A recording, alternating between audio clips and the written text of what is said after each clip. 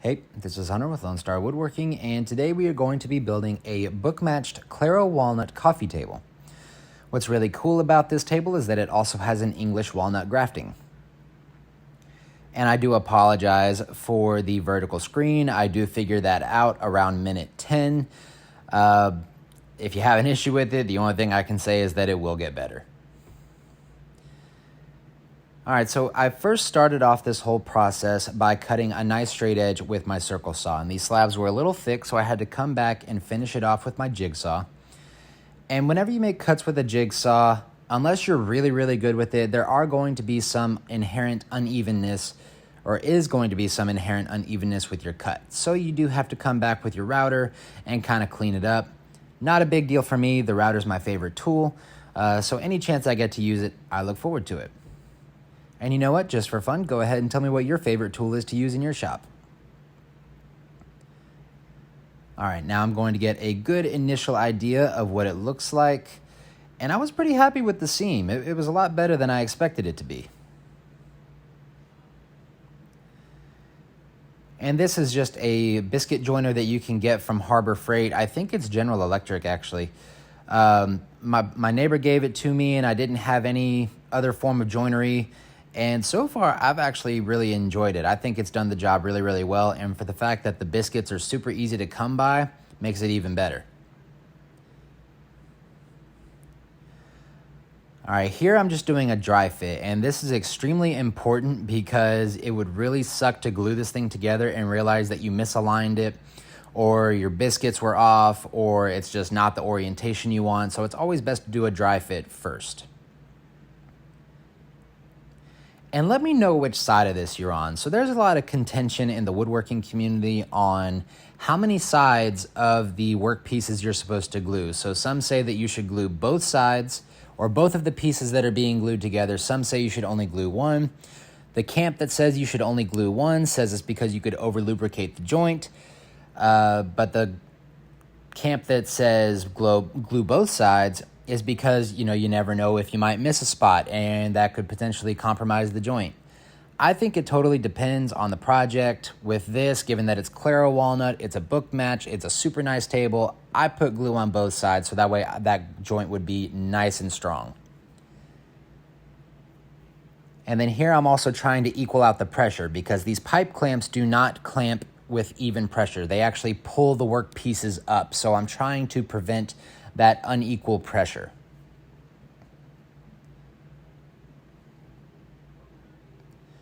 And when I come back the next day, I'm going to first flip it up and make sure that that back seam didn't just completely get pulled apart. I was pretty happy it didn't. I put the pressure on nice and easy, so I moved on to flattening. And this is the Stone Coat Countertops flattening jig paired with my dewalt 616, and it is absolutely awesome. I have absolutely no complaints with this. I used to have my own little DIY jig that I built, and it had like a really weak center section. So anytime I would plane something, the center would always be like indented or would have a bow in it. And it just made for a lot more work. But this keeps everything nice and flat. All right, after I flatten it, I move on to just kind of giving it its final shape. And I was pretty upset that I had to cut off that other piece over there because it had a lot of burl features, and that's one of my favorite grain features. So it kind of sucked to have to cut that off, but here's where I get to actually kind of uncover that grafting end grain, and you'll see that later at the end of the video. But I was really happy that I got to keep that. And this is just one of those annoying things. You got to kind of clean out all these soft spots because I will be filling all these soft spots with epoxy, including the cracks. And yeah, this was exactly what the caption says. This was just dumb. I sanded the sides because of some reason. I can't actually remember why, and I didn't like it at this point, so I tried to add the texture back and try to make it look more natural. I don't know. Let me know what you thought. I wasn't terribly happy with it. It turned out okay in the end. And just removing some of the burn marks from my circle saw, I think I tried to take too deep of passes. All right, now I'm going to put a coat of shellac on the slab because I'm going to be pouring, like I said, epoxy into all of these cracks. And even though there are just a couple of bigger cracks on the top and some of those smaller sections on the sides, I'm really messy with epoxy, so I just elect to coat the entire slab. A big upside is that you get a rough idea of what it's going to look like, but I promise you that in the end, whenever you see the finish, this really doesn't do it justice. All right, and here is the pigment that I'll be using. It's one of Eye Candy's new paste pigments, and it turns the epoxy jet black, which is what I've been trying to work with more often. I have done some colored river tables in the past with some mica powder, and it's a cool effect, don't get me wrong, but they are really, really hard to fix. Whereas this black, I don't know, it's just really, really sleek. And, you know, I've had some people ask me why I don't try to color match. And Blacktail Studio, I think, put it best when he said that black is about as inconspicuous as you get whenever it comes to epoxy pigments, because it really just looks more like a shadow. And these burl pits were so annoying to fill because they're so tiny that they trap the air and they don't allow the hole to be filled. So whenever you sand all these down, you find out that you have dozens of hours of work to do in order to fill all that. All right, and after the epoxy had cured on both sides, I started moving over to the end grain cracks. And with these, you do have to be pretty diligent about your taping or your damming. Here I'm just kind of scraping that up because that was a small indent that got slightly filled from the top. And epoxy does not like to bond to smooth surfaces, and when epoxy cures, it's about as smooth as can be, so you got to rough it up a little bit. But anyway, moving on, like I said, you do have to really babysit these. You do have to be very careful with your damming because you never know how far these cracks go. I think that I've mixed up, I think, 1/4 of a quart. Nobody give me shit for that. I don't know what 1/4 of a quart is. And that one crack that you can kind of see me messing with right there, it just kept going. Like, it would not fill. So you got to babysit them for a little bit. All right, after everything had cured and I was ready to actually move on to my sanding, I first had to get all of the shellac off and all of the epoxy. I started off with a belt sander, and it just was really, really slow and honestly not that efficient. So I switched over to this hand planer, and it was more efficient, but that epoxy is super hard on blades. And on top of that, it kept gunking up the dust extraction system. So every single time that it would get gunked up, it would put a big gouge into the table, and I'd have to sand that out, and it was a lot. So I think if I had to do this over again, I would have just taken it over to my flattening jig. All right, now moving on to the absolute worst part of any woodworking project, which is sanding. I know some people find it therapeutic. I find it annoying. It's just so boring. But I am using that light there to try to find any little imperfections that need to be sanded out. This is only the initial sanding too. So this is with 40 grit, a super aggressive grit, and it was still taking a while. This walnut was super hard.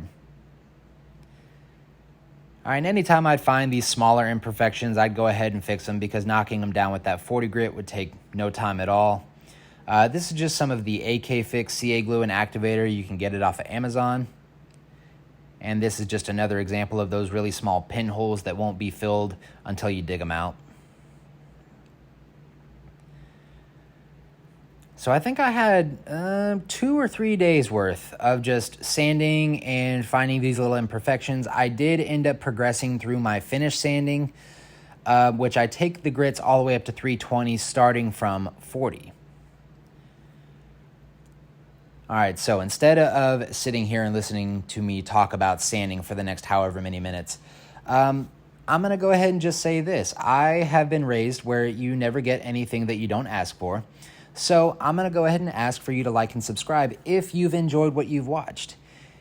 You know, if all you think I deserve is a like, great. If you think I deserve is subscribe, awesome. I look forward to having you along my journey and watching me grow, and maybe even watching you grow if you are another account that has content that I find interesting.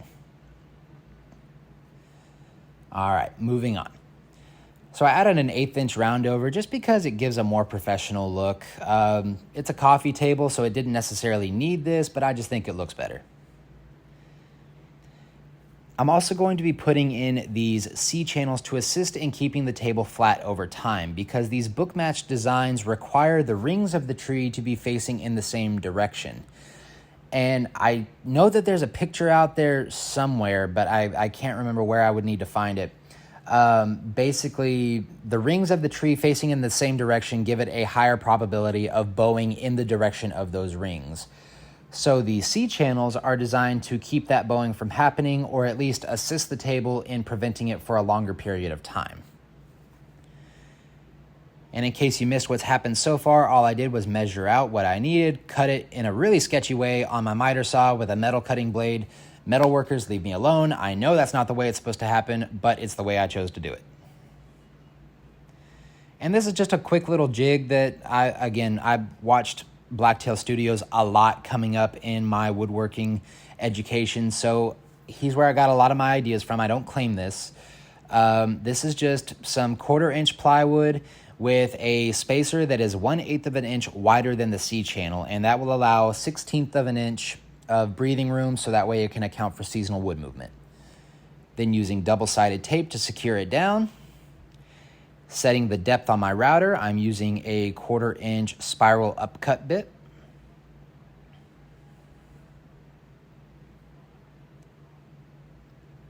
And then just routing out the profile. Now, once I route out the profile, I'm going to go ahead and do a test fit.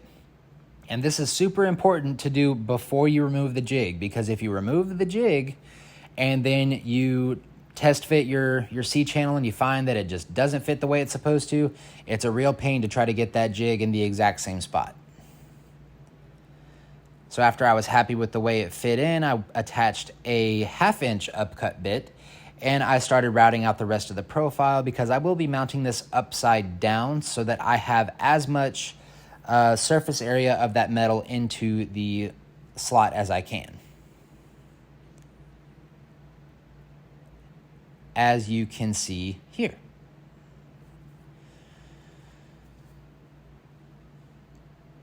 So after I did that to both sides, I started marking out the areas where I wanted the holes to be for my threaded inserts and the furniture bolts.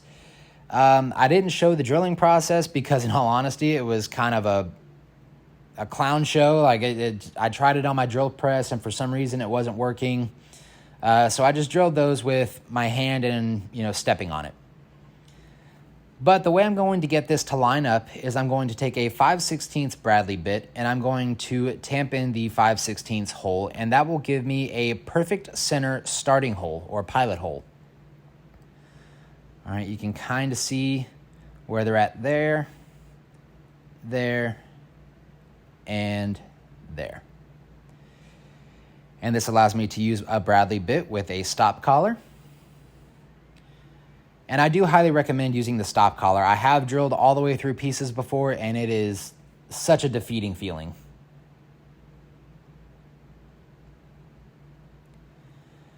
And then I use these steel threaded inserts.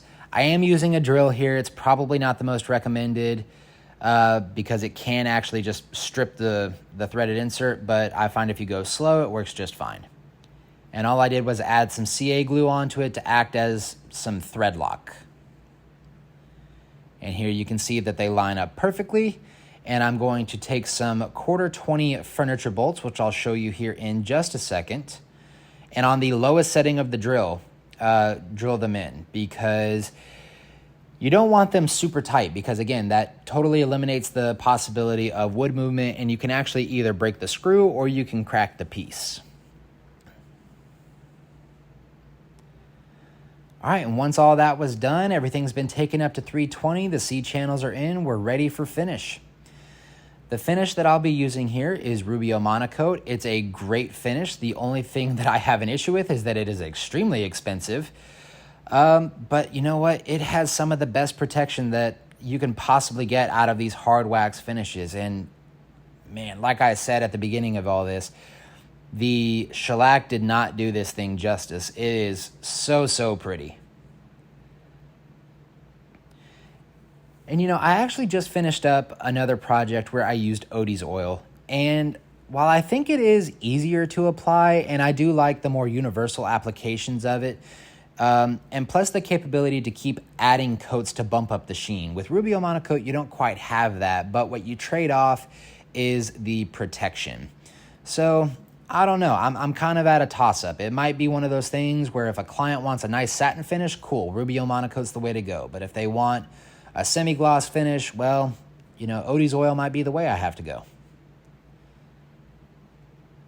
And here I'm using that light to make sure that I'm getting off any and all excess, because with Rubio, you can never buff too much on, but you can't, you can never leave too little, but you can leave too much. All right, and there's the evenness of the sheen. And here is a nice shot of what it looks like. I am working on getting a nice backdrop so that way I can take some nice professional photos, because the shop in the background just kind of ruins this.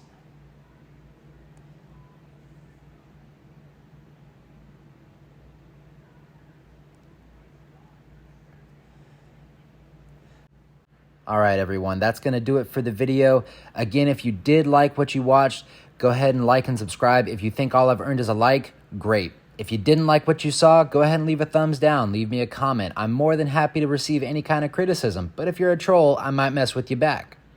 And if you want to follow me on social media, I'm on TikTok, Instagram, and Facebook, and I look forward to seeing you there. I hope you enjoyed, and I really hope you learned something. And until next time, everyone.